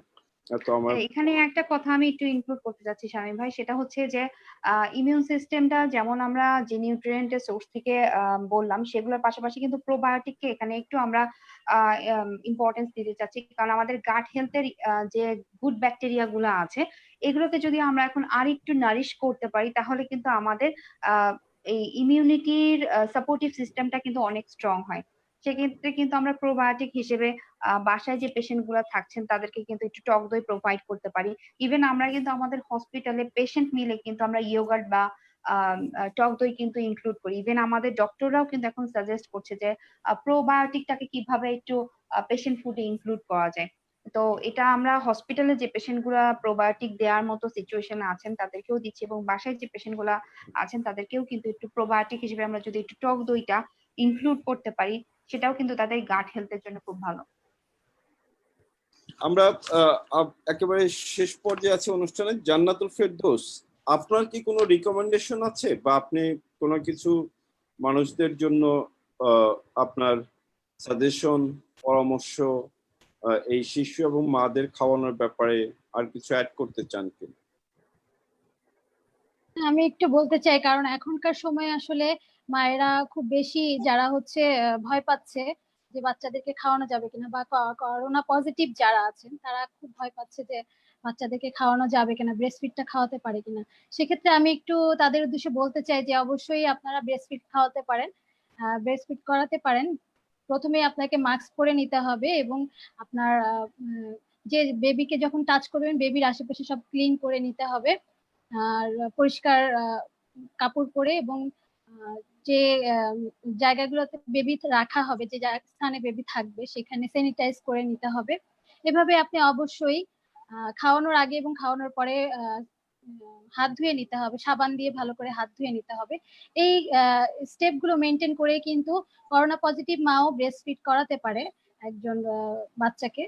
তো সেক্ষেত্রে এটাই আমার সাজেশন থাকবে। এবং আরেকটা কথা আমি একটু ইনক্লুড করতে চাই, তো আমাদের বিভিন্ন পরিসরে আমাদের রুট লেভেল থেকেই আমরা কিন্তু এখন একটা বিপর্যয়ের মধ্যে আছি, ফুড সাপ্লাই থেকে শুরু করে ফুড ক্রয় করা এবং রান্না করা সব প্রসেসের মধ্যে। তো আমি এখানে একটু বলতে চাই যে যে আমাদের হচ্ছে ফুড ফুড নিউট্রিশন এডুকেশনটা খুব দরকার, যেন রুট লেভেলে এই এডুকেশনটা পৌঁছায়। সেটাতে বাংলাদেশ টেলিভিশন থেকে শুরু করে সব বেসরকারি টেলিভিশনও যেন এই নিউট্রিশন, ব্যালেন্স নিউট্রিশন কিভাবে বাচ্চাদের মায়েরা খেতে পারে। কারণ টিভি কিন্তু সবাই দেখে, অন্য কিছুর ঘাটতি হলেও কিন্তু টিভির সামনে সবাই এই সময়টা বেশি থাকছে। তো এই টিভির অ্যাডভার্টাইজের মাধ্যমে হোক, নাটকের মাধ্যমে হোক, সবার কাছে মেসেজ গুলো পৌঁছাতে হবে কিভাবে আমরা ব্যালেন্স খাবার খেতে পারি, এবং বিশেষ করে এই সময়টার মধ্যে আমাদের ইমিউন সিস্টেম বুস্ট আপের জন্য আমরা কি কি করতে পারি। আরেকটা যেটা সাজেশন থাকবে সবার ক্ষেত্রে, সবারই হয় বারান্দা নাই উঠোন, যার যেখানে জায়গা পড়ে আছে, সবাই যেন এই বাড়তি প্রেসার, কারণ আমরা জানি না আমাদের আরো কতদিন এই অবস্থার মধ্যে থাকতে হবে, এটা লং টার্ম অনেক দিনই হয়তো বা থাকতে হবে যেটা মনে হচ্ছে। তো সেক্ষেত্রে যেন সবাই সবার আঙিনায় সবজি বাগান করতে পারে, সবজি বাগান খামার করতে পারে, এবং যারা হচ্ছে শহরবাসী তারা হচ্ছে ছাদে বা বারান্দায় যেখানে যে জায়গা পাচ্ছে তাতে তারা সবজি বাগান করতে পারে, ফ্রুটসের লেবু গাছ লাগাতে পারে অল্প জায়গায় যেটা হয়। এগুলো করে তারা নিজেদের পুষ্টি চাহিদা সম্পূর্ণ না হলে কিছুটা কমিয়ে আনতে পারে, বাইরের উপর মানে বাজারের উপর প্রেসারটা কমাতে পারে। এটাই আপনার থাকবে এই সবার উপর শাইখ সাজেশন। সিরাজ ভাই খুশি হয়ে যাবে। আমরা জানি না যে আমাদের অনুষ্ঠানটা শাইখ সিরাজ ভাই দেখবে কিনা, তবে আমি মনে করি যে শাইখ সিরাজ ভাই যে আন্দোলনটি শুরু করেছে, এই আন্দোলনের এটা খুবই প্রয়োজনীয়। শহরে আমাদের যেহেতু জায়গা কম এবং এই খুবই অল্প পরিসরে এই কাজগুলো করা যায়, সেই জায়গাটায় এটা করাটা খুবই প্রয়োজন। আপনাকে অসংখ্য ধন্যবাদ যে আপনি সাজেশনটি এনেছেন, এবং আমি মনে করি যে এটা আপনাকেও ধন্যবাদ যে আমাকে এরকম একটা কোশ্চেন করা হয়েছে, যে আমি কারণে একটা আপনার ইমিনেন্সের মাধ্যমে আমি এই কথাগুলো সবাইকে জানাতে পারলাম। ধন্যবাদ। থ্যাংক ইউ এখানে। আহ, আমি একটু আবার নাসরিন আপনার কাছে আসতে চাই, আপনার কাছে লাস্ট একটা প্রশ্ন। আমি আপনাকে একটা ও জান্নাতুল ফেরদৌসের কথা থেকে একটা জিজ্ঞেস করতে চাই যে ছাদ বাগান এখন একটা বড় আপনার পুষ্টির জন্য বড় একটা ইনিশিয়েটিভ। শাইখ সিরাজ ভাই, আমি ওনার সাথে একটা প্রোগ্রাম করেছিলাম, সেখানে উনি বলছিলেন যে বিভিন্ন ফ্যাক্টরিতে, কর্পোরেট অফিসে উনি মোটিভেট করছেন যে ছাদ বাগান করার জন্য, এবং অনেকে এগিয়ে আসছে। শাইখ সিরাজ ভাইয়ের এই আন্দোলনটা কি আপনি আমাদের হসপিটাল গুলোতে ছাদ বাগান করার ইনিশিয়েটিভ আপনি শুরু করতে পারেন কি? এবং আপনার কোনো লাস্ট রিকমেন্ডেশন আছে কিনা? কারণ আমি মনে করি যে আইসিএমএস যে ইউনিক অর্গানাইজেশন, তারা পায়োনিয়ার হতে পারে হসপিটালের ছাদ বাগান। এটা ICMS can start. What do you think? হ্যাঁ, এটা খুবই জান্নাত আসলে খুব সুন্দর কথা বলেছে। আসলে এখন আমাদের যে অবস্থা, ছাদ বাগানের বিকল্প নাই, তবে আইসিএমএস অনেক জায়গা কাজে আপাতত শামীম ভাই মনে হচ্ছে আমরা উৎসাহ দিব, কিন্তু আমাদের আইসিএমএস এত জায়গা যে আমাদের আসলে বাগান করার অনেক জায়গা আছে এবং হচ্ছেও। তারপর অবশ্যই ছাদ বাগানের গুরুত্ব অনেক বেশি, কারণ আমাদের শাইখ সিরাজ ভাই যেটা করেছেন এটা তুলনা হয় না ছাদ বাগানের কথা। কারণ শহরে তো আসলে জায়গা নেই, সব হসপিটালও জায়গা নেই, সব জায়গায় জায়গা নেই, সেটা চিন্তা করে ছাদ বাগানের কথা। আর পাশাপাশি হচ্ছে কি একটু প্রচার করতে হবে। কারণ আরেকটা ব্যাপার কি শামীম ভাই, আসলে যার যেখানে থাকার কথা সে সেখানে নেই। জায়গাটা এমন হয়েছে, যাকে দিয়ে বলানো দরকার, যাকে দিয়ে করানো দরকার, এই জিনিসগুলা কাজ করাতে হবে। কারণ আমরা আসলে অনেক কিছু বলি কিন্তু করানো হয় না। বিশেষ করে পুষ্টিবিদদের কথা বলবো, তাদের অংশগ্রহণটা আরো বাড়াতে হবে। আপনি যেমন আমাদের এনেছেন, হ্যাঁ, তো অনেক কথা হলো, অনেক কিছু আমি নতুন অনেক কিছু জানলাম, ভালো লাগলো। তো এই বিষয়টা একটু প্রচার করতে হবে, মিডিয়ায় অনেক বেশি প্রচার করতে হবে। কারণ মানুষ কিন্তু এখন ঘরে বসে মিডিয়ায় দেখে, আর কিছু করার নাই। হয়তো মোবাইলে আছে, তা না হলে মিডিয়া আছে। তারপর মিডিয়াও কিন্তু অনেক প্রচার করছে, অনেক ছাদ বাগান থেকে শুরু করে কৃষি কিন্তু অনেকগুলো প্রোগ্রাম হচ্ছে। এই জিনিসগুলো আছে। তাছাড়া হচ্ছে সচেতনতা বাড়াতে হবে। পার্সোনাল যে ব্যাপারটা, তাকে কোভিড-19 সম্পর্কে কিন্তু আমাদের বাংলাদেশে অনেকেই জানে না। গ্রামে যদি জিজ্ঞেস করেন, তারা নির্বিঘ্নে ঘুরে বেড়াচ্ছে কোভিড কি বা করোনা ভাইরাসটা কি, অনেকে কিন্তু জানে না। এই জিনিসগুলো আসলে পৌঁছে দিতে হবে। আমাদের রুট লেভেলে এখনো অনেক কাজ করা বাকি আছে, অনেক কাজ করা বাকি আছে। কারণ আমার অভিজ্ঞতা হচ্ছে, আমরা যখন সিসিটিএন আমরা মাস্টার ট্রেনার, ওখানে যখন আমরা ডিস্ট্রিক্টে ডাক্তারদের বিভিন্ন ডিস্ট্রিক্টে পাঠাই, হয়তো থানচিতে পাঠাচ্ছি, সেই কক্সবাজারে পাঠাচ্ছি, তখন ওরা যে অভিজ্ঞতার কথা বলে অনেক কিছু। এখন আমরা ব্রেস্ট ফিডিং এর কথা বলি, কিন্তু আসলে ব্রেস্ট ফিডিং এর হার কতটুকু বেড়েছে শামীম ভাই বলেন? ওরকম কিন্তু বাড়েনি। আমরা কিন্তু বলছি ব্রেস্ট ফিডিং এর হার, কিন্তু আশানুরূপ কিন্তু শামীম ভাই বাড়েনি। তো এটা হচ্ছে কি, আরো বেশি প্রচার করতে হবে, সবাইকে এগিয়ে আসতে হবে। আপনি যেমন এসেছেন এরকম এগিয়ে আসতে হবে। প্রচার প্রচার আর প্রচার। আর আরেকটা বিষয় হচ্ছে যে আমাদের ঘরে থাকতে হবে আপাতত, এই মেসেজটাই সবাইকে দিতে হবে। যেমন ওরা সবাই বলে গেছে হাত ধোয়ার ব্যাপারটা, মাস্ক পরার ব্যাপারটা, অ্যাটলিস্ট আমরা এতটুকু করতে পারি, তাই না? নিজে নিরাপদ থাকতে পারি, অন্যকে নিরাপদ রাখতে পারি। আর বিশেষ করে শিশুদের ব্যাপার হচ্ছে যে এখন করোনায় যে কোনো বয়সে ঝুঁকি আছে। শুধু যে বয়স্ক যারা আছেন, যা সিনিয়র সিটিজেনশিপ, তারা যারা আক্রান্ত হবে তা কিন্তু না, ছোটরাও কিন্তু আক্রান্ত, একদিনের বাচ্চাও কিন্তু আক্রান্ত হচ্ছে। আসলে বোঝা মুশকিল যে কি হচ্ছে, কি ঘটছে। তো কাজে সেভাবে আমাদের এখন আপাতত আমাদের আসলে বেঁচে থাকতে হবে সঙ্গে, আমি মনে করি এখন আমাদের নিরাপদ থাকতে হবে, বেঁচে থাকতে হবে। তারপর আমাদের যে পরিকল্পনাগুলো, এগুলো পরিবেশ পরিস্থিতি ঠিক হলে আস্তে আস্তে করে আমাদের এগুলো শুরু করতে হবে। আমি এরকমই মনে করি আর কি। এখন আসলে করা সম্ভব হচ্ছে না শামীম ভাই, অনেক কিছুই। এটাই ধন্যবাদ বাস্তব আপনাকে। শামীম ভাই। জি এটা জি আপনার কথাটা খুবই, যে বেঁচে থাকতে হবে, আবার জীবিকাও জি জি লাগবে। জি, বেঁচে যা থাকতে বিবিকাও লাগবে। জি সেই খাদ্যটা ডাইভার্সিফাইড ফুড লাগবে, জি জি জি সুষম খাদ্য লাগবে, পুষ্টিটা ঠিক জি জি রকম লাগবে, এবং এই জি জি দুর্যোগের সময় তো মানুষের ব্রেন যেন ঠিক মতন কাজ করে, সেটা একটা বড় হুম, জিনিস, এবং ব্রেন ঠিক মতন কাজ করতে গেলে আপনার জি। পুষ্টিটা নিশ্চিত করতে হবে। শামীম সেটা ভাই একটু যোগ করি, একটু মাঝখানে একটু interrupt করি। সেটা হচ্ছে স্বামী ভাই, এখন দেখেন এখন আমাদের কোভিডে কিন্তু অর্থনীতি থেকে শুরু করে প্রত্যেকটা জায়গায় কিন্তু আমাদের ছোবল মেরেছে, প্রত্যেকটা জায়গায় কিন্তু আমরা অনেক পিছিয়ে গেছি। আমরা যেভাবে আগাচ্ছিলাম সব সেক্টরে কিন্তু পিছিয়ে গেছে। এখন অনেক মধ্যবিত্ত দেখবেন তারা কিন্তু গ্রামের দিকে চলে যাচ্ছে, তারা কিন্তু ঢাকায় তারা সার্ভাইভ করতে পারছে না। অবস্থাটা এরকম হয়েছে, তখন যদি তাদের আমরা পুষ্টির এই কথা বলে আপনি এটা খাবেন, তখন তারা বিরক্ত হবে।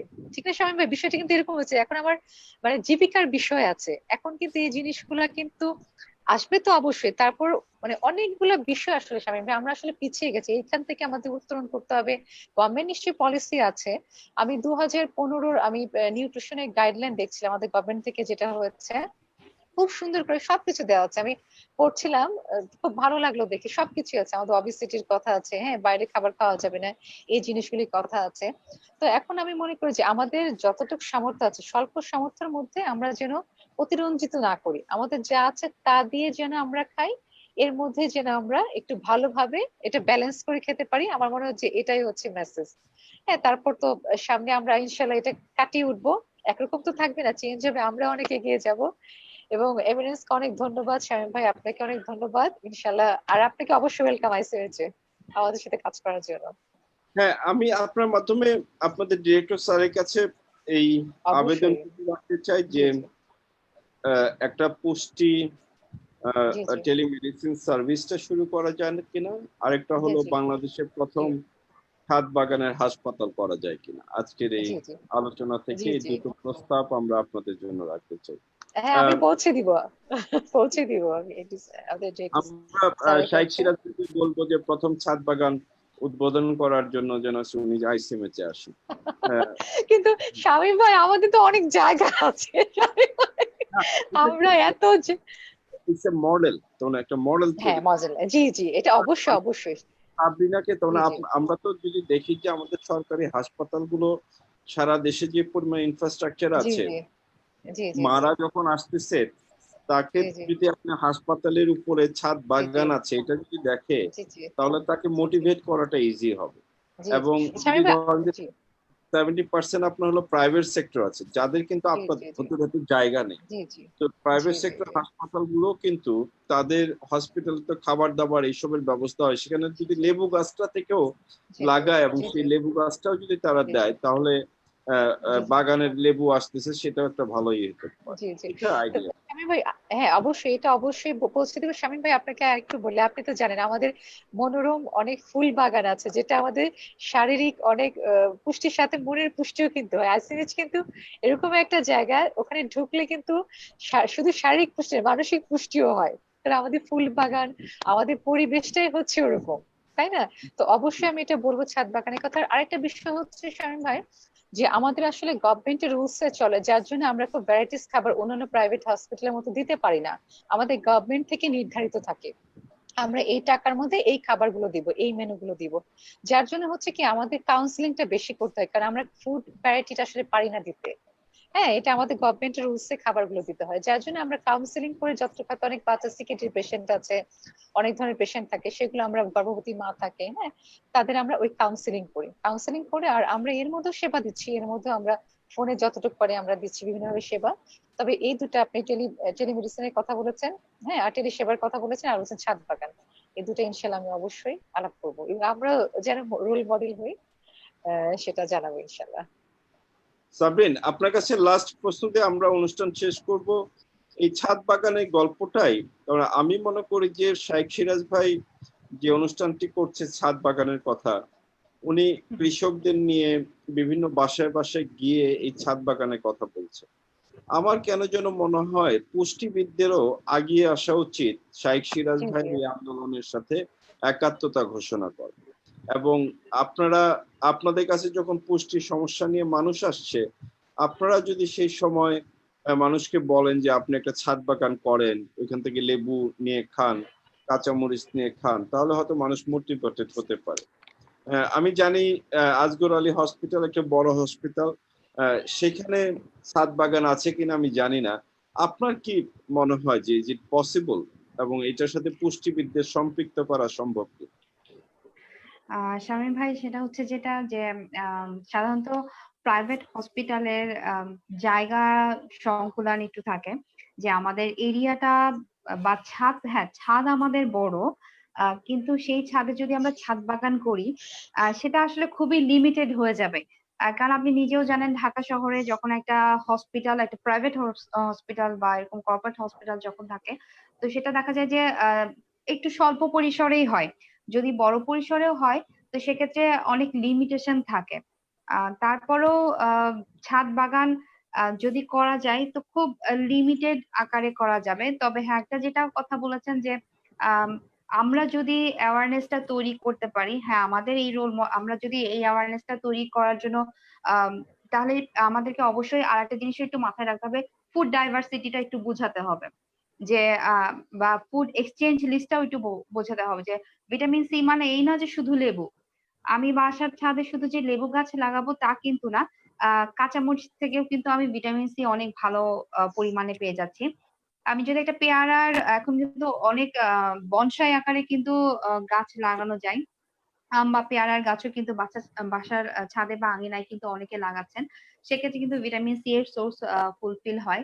আহ 2-3 রকমের শাক কিন্তু ইজিলি বাসার ছাদ বাগানে লাগানো যায়, যেটা থেকে কিন্তু আহ আমাদের যে বাকি নিউট্রিয়েন্টের চাহিদা সেটাও ফুলফিল হয়ে যাচ্ছে, এবং অন্যান্য সবজিও কিন্তু লাগানো সম্ভব হয়। তো এক্ষেত্রে হসপিটাল পরিসরে এটা আমাদের জন্য খুবই লিমিটেড, এবং সত্যি কথা বলতে কি খুব অল্প পরিসরে, তো তো এটা আমাদের জন্য খুবই লিমিটেশন চলে আসে। কিন্তু নাসরিন আপা যেটা বললেন যে হ্যাঁ অনেক বড় পরিসরে, সেক্ষেত্রে সেটা থেকে পেশেন্ট বেনিফিটও হবে, কারণ আহ বড় জায়গায় কিন্তু অনেক বড় পরিসরে উৎপাদন টা করা পসিবল হবে।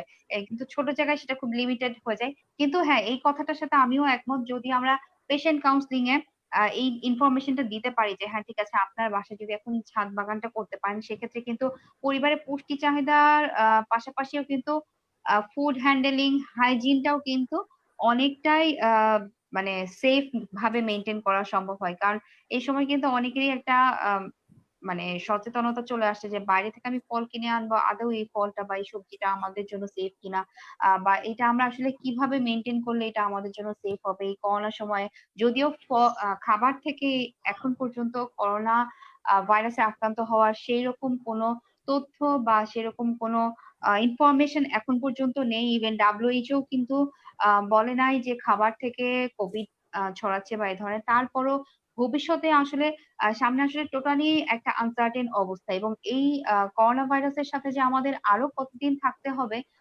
এটা আসলে সামনের পরিস্থিতি বলে দিবে। তো এই সচেতনতা গুলার জন্য আমরা যদি ছাদ বাগান করতে পারি, অবশ্যই আহ আপা যেটা বললেন যে মনের স্বাস্থ্যেরও একটা দরকার আছে, এবং আরেকটা যেটা ব্যাপার, ফিজিক্যাল অ্যাক্টিভিটিও কিন্তু এখানে ইনক্লুডেড হয়ে যায়। যদি ফ্যামিলি মেম্বাররা ছাদ বাগানে আহ এই বিষয়ে যদি একটু যদি অ্যাক্টিভিটি রাখে বা পরিচর্যা করে, সেক্ষেত্রে কিন্তু ফিজিক্যাল অ্যাক্টিভিটিও থাকে, যেটা কিন্তু গার্ডেনিং কিন্তু এই লকডাউনে অনেকেই করেছেন। সেক্ষেত্রে মেন্টাল হেলথ বলেন, ফিজিক্যাল হেলথ বলেন, এট এ টাইম কিন্তু সুষম খাবার এবং ফ্রেশ খাবার কিন্তু সে ছাদে উৎপাদন করতে পারে। তো অবশ্যই এই জিনিসটা খুবই অ্যাপ্রিসিয়েট করার মতো। আর শামীম ভাই, আপনি এই বিষয়টা আজকে খুব ভালো মতো হাইলাইটেড করলেন যে পুষ্টিবিদরা এটাই অংশগ্রহণ করতে পারে কিনা। আমি বলবো যে এটা খুবই আমার কাছে ভালো লেগেছে। লিস্ট আমরা কিন্তু এখন পেশেন্ট কাউন্সিলিং এ এই পয়েন্টটা পেশেন্টদেরকে বলে দিতে পারি। আমরা সবসময় বলছি রোগ প্রতিরোধ খাবার খাওয়ার জন্য এই ধরনের খাবার খান, ওই ধরনের খাবার খান, antioxidant, vitamin C, protein সবকিছুর কথাই বলছি। ইনশাআল্লাহ এই প্রোগ্রামের মাধ্যমে আমরা মানে আমাদের দর্শকরাও শুনলো, এবং আমরাও এখন ইনসিস্ট করব যে ছাদ বাগান করা যায় কিনা নিজেদের বাসার ছাদে বা নিজেদের বারান্দাতে। কোনো একটা ফ্রুটস এর হোক বা একটা শাকের হোক অথবা যে কোনো একটা ভেজিটেবলের হোক, ছোট পরিসরে শুরু হোক না। তো আমার অনুরোধ থাকবে যে এই প্রোগ্রামের মাধ্যমে যারা দেখছেন তারা আপনার এই ব্যাপারটাকে খুব অ্যাপ্রিসিয়েট করবেন। আপনাকে ধন্যবাদ। এবং আমি বলবো যে এই লাস্টের আইডিয়াটা আসলে জান্নাতুল ফেরদৌসের মাথা থেকে আসে, এবং ওই জান্নাত ওই আপুকেও অসংখ্য ধন্যবাদ এই আইডিয়াটার জন্য। হ্যাঁ হ্যাঁ, জান্নাত খুব সুন্দর একটা কিন্তু প্রসঙ্গ উঠিয়েছে। এটা আমরা অবশ্যই কাউন্সিলিং এ জিনিসটা যুক্ত করব। যে এটা আমার মনে আপনাদেরকে হয়। ধন্যবাদ যে আইডিয়াটাকে মূল্যায়ন করার জন্য। আসলে যেটা হওয়া উচিত সেটা তো মূল্যায়ন করতে হ্যাঁ, হবে। আসলে আমরা তো সবাই পুষ্টিবিদ একসাথে আসলে অনেকদিন কথা হয় না, কথা আসলে আর সব আলোচনা থেকে অনেক কিছু বেশি বের যে হয়ে আমাদের আসে। সবাইকে পুষ্টিবিদ সবাইকে একসাথে হয়ে যদি আমরা কাজ করি ইনশাল্লাহ এই ব্যাপারগুলো আমরা ওভারকাম করতে পারবো। ইনশাল্লাহ। তো আজকে অনুষ্ঠান আমরা শেষ করছি। আপনাদের অসংখ্য ধন্যবাদ শায়লা সাবরিন, শায়লা নাসরিন এবং জান্নাতুল ফেরদৌস। আপনাদের তিনজনকে এমিনেন্সের পক্ষ থেকে আমাদের কৃতজ্ঞতা প্রকাশ করছি যে ব্যস্ততার মধ্যেও আপনারা সময় করে এই প্রোগ্রামে এসেছেন। এটা আমাদেরকে অনেক সাহায্য করেছে যে একসাথে কথা বলার একটা সুযোগ, পরিচয় হওয়া নিজেদের, এবং একসাথে পুষ্টির জন্য কাজ করার একটা কমিটমেন্ট আমরা আজকে তৈরি করতে পারলাম। সবাইকে ধন্যবাদ জানিয়ে আমাদের অনুষ্ঠান এখানে শেষ করছি। খোদা হাফেজ। শামীম ভাই আপনাকেও ধন্যবাদ, এমিনেন্সকে ভাই অনেক অনেক আপনাকেও ধন্যবাদ। ধন্যবাদ এই অনুষ্ঠানে ধন্যবাদ। ইনভাইট করার জন্য। ধন্যবাদ। ধন্যবাদ।